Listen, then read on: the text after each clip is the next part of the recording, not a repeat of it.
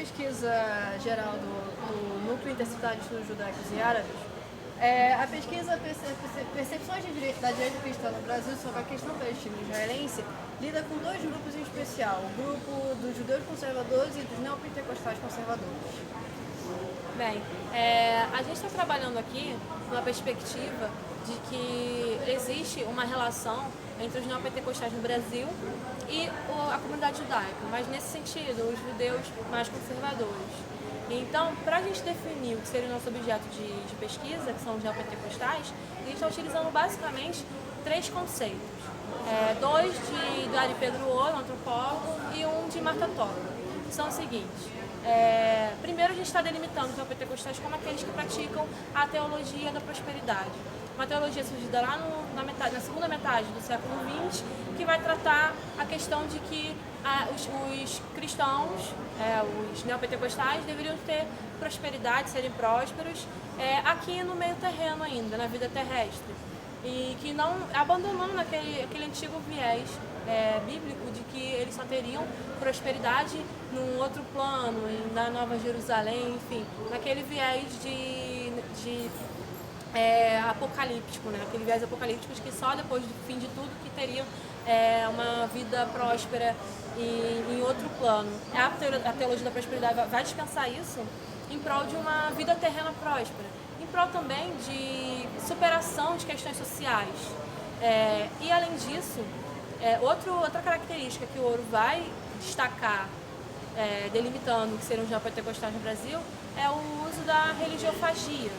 que seria um conceito que ele vai delimitar, que seria uma incorporação por parte dos neopentecostais no Brasil de traços de outras religiões, seja no sentido de pejorativizar, de delimitar o que seria o outro, que não seriam suas práticas, ou no sentido de delimitar aqueles que seriam seus parceiros, aqueles que seriam que teriam práticas no seu mesmo sentido, religiosamente falando. E a exemplo, a gente pode mencionar as religiões de matrizes africanas, porque ele vai trabalhar então, as igrejas neopentecostais vão trabalhar no sentido de guerra santa, que eles vão delimitar o que seria o inimigo, que seria o demônio, que seria aquele mal que eles gostariam de estar expulsando da vida das pessoas, sempre desse viés de estar enfatizando a ação da igreja na vida dos seus fiéis. Já numa outra perspectiva, no contraponto, você praticar o religiofagismo com as religiões, com o judaísmo, você está aproximando essas comunidades, né? Tanto as práticas judaicas e os símbolos judaicos com os neopentecostais, com o neopentecostalismo, com o cristianismo no Brasil. E quem vai também dar mais um conceito que vai casar com esse do Ouro vai ser a Marta Toba, porque ela vai falar do uso da judeofilia pelos neopentecostais. Eles vão utilizar símbolos judaicos no sentido de aproximar essas duas comunidades, e a gente pode destacar uma teologia da substituição que vai estar pautada no texto bíblico, de que a primeira aliança que Deus faz com o povo é com o povo judeu, lá no Antigo Testamento, e essa aliança ela vai ser substituída pela nova aliança, a aliança do Novo Testamento, que é após a vinda do Messias, após a vinda de Jesus. Então há uma substituição de alianças, mas o que vai dar abertura para que essas duas comunidades se unam vai ser, na perspectiva dos neopentecostais, a brecha de que se os judeus se converterem ao cristianismo, no sentido de aceitarem o Messias, eles vão fazer parte da nova aliança, eles podem ser salvos quando ocorrer o Armagedon, quando ocorrer o Apocalipse. Então seria mais ou menos essa ligação que eles vão começar a criar, então, com essa ligação direta com a comunidade, entre a comunidade judaica e a comunidade dos neopentecostais. Mas sempre lembrando que eles vão fazer essa aliança com a comunidade conservadora, né? com a parte da comunidade que é mais conservadora. Nós temos presenciado, a partir da análise dos nossos dados no campo, a existência de alguns determinados comportamentos do neopentecostalismo conservador que pode ser, por exemplo, configurado a partir da conceitualização de Ferreira da secularização da religião, ou seja, os neopentecostais conservadores eles utilizam eles levam os seus valores religiosos para a esfera pública e eles politizam seus próprios espaços, ou seja, eles tentam eleger representantes que representem a sua própria código moral como religião. E eles também têm uma posição como oposicionistas políticos bastante mais agressiva, no sentido de interpretar esse oposicionista político como um inimigo à própria religião na qual eles seguem, né? Então, o que nós temos percebido a partir disso é que essa própria questão da percepção da direita cristã é baseada em três áreas temáticas da nossa disciplina como historiador e como cientista social, que é a questão política, social e econômica. A teologia da prosperidade, ela tem uma relação com o neoliberalismo muito interessante a partir do momento em que ela coloca no fiel a ideia de o empreendedorismo atual, no sentido de que o fiel deve pensar no seu terrestre presente ao invés do seu celeste por vir, uma diferença pontual com a Igreja Católica, e a respeito da própria questão da polarização política que o Brasil tem encarado ultimamente, a partir desses últimos anos, que tem colocado setores de comunidades religiosas e étnicas nas margens dessa polarização. Ou seja, nós temos lidado com judeus e com neopentecostais conservadores se aliando politicamente para tentar barrar o progresso de determinadas frentes de esquerda na política, né? Interpretando esse progresso dessa frente como uma frente que vai corromper os valores da sociedade brasileira. Isso tem colocado para que oportunamente esses grupos se unam e, nesse caso, acontece um processo de permissibilidade, né? Permissibilidade por parte da comunidade judaica conservadora a respeito desse próprio processo de religiofagia pelos evangélicos conservadores. O que temos percebido no contexto sociocultural é que, por vivemos num mito originário brasileiro fundamentado na ideia de que a questão racial vai ser vista e sentida e interpretada a partir da sua questão fenotípica e não na sua linhagem, o judeu ele começa a ser colocado numa sociabilidade branca, o que faz com que, por exemplo, setores conservadores judaicos acabam sendo mais atraídos para políticas particularistas de direita, ou seja, o nacionalismo exacerbado, entre outras questões relacionadas a emergentes, a esses movimentos de direita nacionais atuais. Nós temos percebido que todas essas questões têm criado um antagonismo político muito forte que propicia para o que Rancière fala no seu livro, Ódio e Democracia, para uma privatização dos espaços públicos. Ou seja, os neopentecostais, conservadores têm um projeto de levar a igreja para o Brasil inteiro, ou seja, de colocar com que seus códigos morais e éticos sejam impostos para todos os setores da sociedade brasileira. Isto é, há uma tentativa de homogeneização desses grupos diversos da sociedade brasileira, o que acaba acarretando esses atritos que nós estamos vendo atualmente. Isso tudo tem sido visto a partir de uma ótica desse Israel dual, desse imaginário de duas Israéis que nós mapeamos a partir dos discursos que nós temos presenciado no campo, que é uma Israel mais conservadora, baseada na ideia de que baseada no aprendizado do Holocausto, da Shoah, do enrijecimento das fronteiras de Israel para grupos externos que podem causar algum mal para essa comunidade judaica, né? Então há uma tentativa de perceber palestinos como qualquer indivíduo que tem uma visão oposicionista como se fossem terroristas, marginais, e tudo isso tem acarretado para que esses judeus tenham se virado para signos representantes dessa ideologia e consigam consagrar esse Estado judeu, né? E aí a gente vê, por exemplo, vários setores da comunidade judaica conservadora que têm apoiado, por exemplo, representantes como Netanyahu e Bolsonaro, que são duas figuras que, como eles têm enrijecido suas fronteiras para esses grupos externos, quer dizer, delimitando os espaços políticos para somente os indivíduos que estão dentro desse ideal de cidadão, eles têm colocado as suas próprias forças armadas para lidar com os atritos de grupos que também coexistem nesse espaço, o que pode acarretar nessa questão de, por exemplo, o FDI, que em Israel, as Forças de Defesa de Israel, tendo que lidar com as questões das ocupações dentro das fronteiras de 1967, né?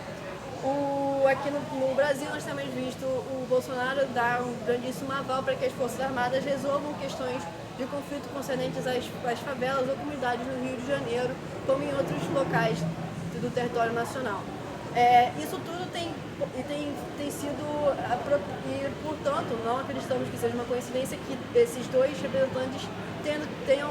a partir desses anos, desses primeiros 5 anos, criado essas semelhanças e tentado fazer alianças, até mesmo oficialmente, né? Existe outro Israel, que é Israel progressista, baseada num certo aprendizado do Holocausto, na ideia de que precisamos flexibilizar as fronteiras de Israel, para que assim as catástrofes como o Shoah, o Holocausto e a Nakba, né? A Nakba é concernente para os judeus progressistas, não se repitam, né? E tudo isso tem acarretado para um grande processo de resistência, uma frente de resistência judaica a esse avanço dessa narrativa desse Israel conservador, né? Esses judeus progressistas, eles apoiam muito mais claramente pautas particularistas baseadas no reconhecimento dessas minorias políticas, como os LGBTs, as mulheres e até mesmo causas palestinas, né? O que temos visto esse tipo de narrativas de forma muito latente é na própria questão do caso da Hebraica no Rio de Janeiro, e principalmente no bairro de Laranjeiras, que é onde está o Clube Hebraica. E, depois de diversas resistências para evitar que o Bolsonaro fosse para a Hebraica em São Paulo, o Clube da Hebraica no Rio de Janeiro aceitou e convidou o Bolsonaro para que ele fosse fazer a sua palestra no Rio de Janeiro. Isso acarretou uma manifestação bastante presente dos setores progressistas do lado de fora do Clube da Hebraica, censurando ou, digamos assim, se contrapondo a esse tipo de convite, dizendo que o que está acontecendo é manchando a memória do Holocausto, porque esses setores judaicos teriam condenado um indivíduo que apoiaria a tortura, que apoiaria um autoritarismo, que seriam características que auxiliaram na constituição do Holocausto. Temos que lembrar que para esse setor progressista da comunidade, o Holocausto ele não é um movimento, ele não é um caso atemporal, ele é um resultado de um progresso político muito grande de ascensão do autoritarismo, ascensão do nazismo, do fascismo, no geral, na sociedade alemã.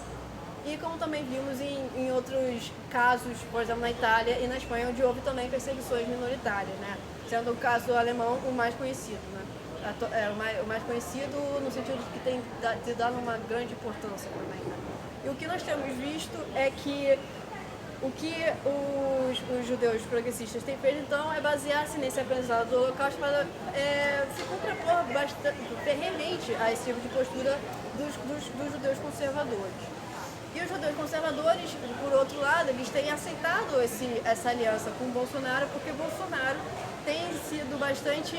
propenso a aceitar essa narrativa dessa Israel mais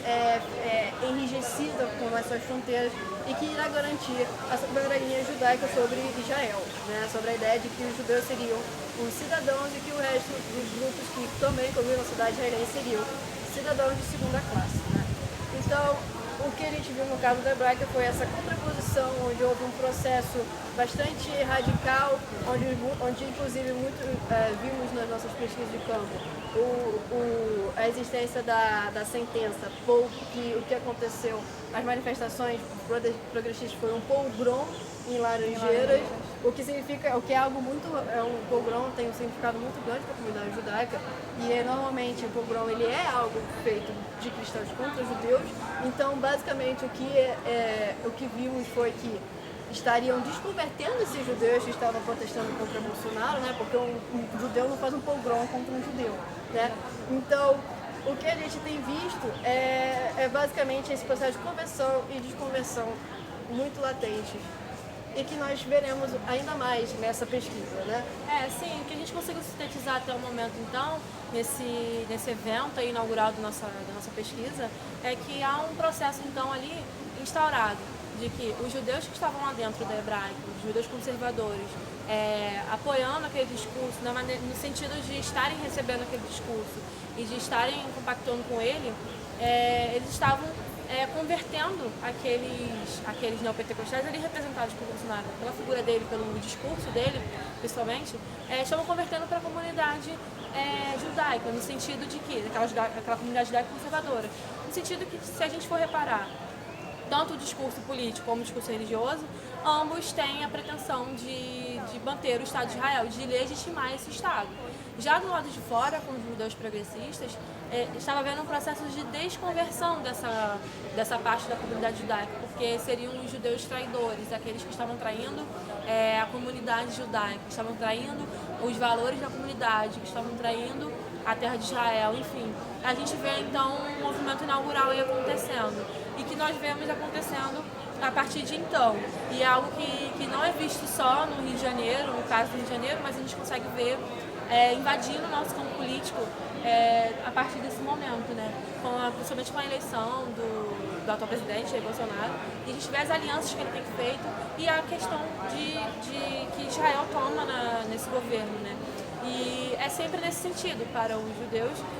mais conservadores, eles estão mais naquele viés do movimento sionista, de legitimar o Estado. E já para os neopentecostais, representados aí pelo governo brasileiro, a gente está vendo um movimento de valorização de Israel na perspectiva religiosa, porque na segunda vinda de Cristo, provavelmente essa vai ser a cidade santa, Jerusalém, que fica no atual território de Israel. Então, a gente vê dois discursos distintos, mas em prol de uma causa muito semelhante. E aí a gente vê esse movimento de junção, de união dessas duas comunidades acontecendo.